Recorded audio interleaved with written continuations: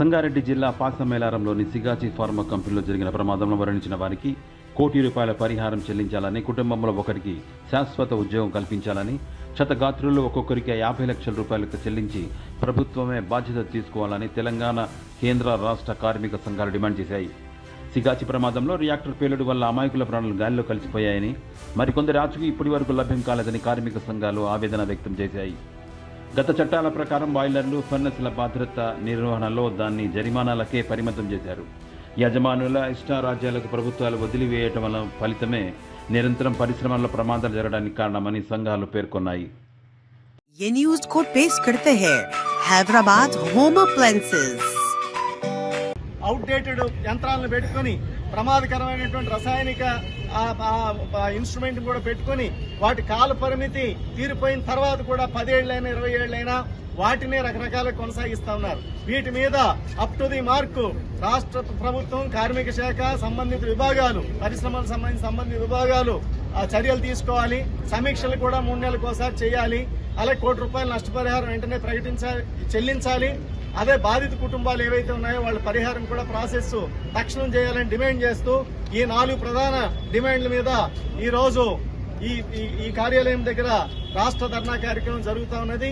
ఈ ధర్నాలో పాల్గొన్నటువంటి నాయకులకి, అదేవిధంగా కార్యకర్తలకి అందరికీ అభినందనలు. మీడియా మిత్రులు నమస్కారం. ఇప్పుడు ముందుగా ఏఐటీయూసీ రాష్ట్ర ప్రధాన కార్యదర్శి బాలరాజు గారిని మాట్లాడాల్సిందిగా కోరుతున్నాం. యాజమాన్యాన్ని కఠినంగా శిక్షించాలి. సిగాచి యాజమాన్యాన్ని వెంటనే కఠినంగా శిక్షించాలి. బాధిత కుటుంబాలని ఆదుకోవాలి. బాధిత కుటుంబాలను ఆదుకోవాలి. కార్మికుల ఐక్యత వర్ధిల్లాలి. కార్మిక సంఘాల ఐక్యత వర్ధిల్లాలి.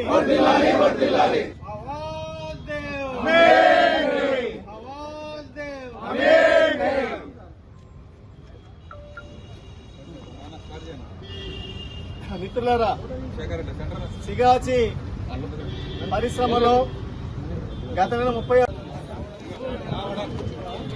సార్ కొంచెం వెనకారండి అందరూ.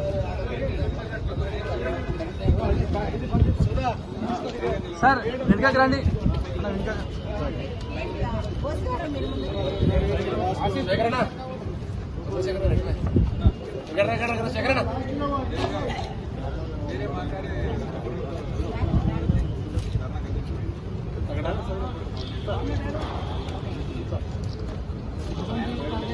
కార్మిక సంఘాల ఐక్యత, కార్మిక సంఘాల ఐక్యత.